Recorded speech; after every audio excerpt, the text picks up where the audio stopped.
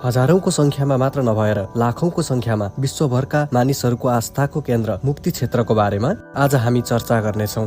तपाईलाई केही नयाँ जान्ने अवसर मिल्नेछ भने मलाई केही पुराना इतिहास सुनाउने मौका मिलेको छ। धार्मिक पौराणिक विषयहरूमा चासो राख्नुहुन्छ भने भिडियोलाई अन्त्यसम्म हेर्नुहोला। म बाचा गर्दछु, तपाईको समय व्यर्थ जाने छैन। 2062 साल नेपालमा बृहत गृहयुद्धको अवस्था थियो। देशमा आन्दोलन, जुलुस, तोडफोड सर्वत्र व्याप्त थियो। हजारौं मानिसको निर्मम हत्या, चेलीबेटी बलात्कार, निर्दोषीलाई पीडा जस्ता कार्यहरू बढ्दो रूपमा थियो। देशलाई उक्त अवस्थाबाट मुक्ति दिलाउन मुक्तिनाथका पीठाधीश्वर कमलनयन आचार्य सहित लाखौं नेपाली भक्तजनले मुक्तिनाथका 108 शालिग्रामलाई हरिद्वारमा गंगा नदीको किनारमा 1.25 लाख गाईको दूधले स्नान गराएका थिए। 1.25 लाख बत्ती बालेका थिए।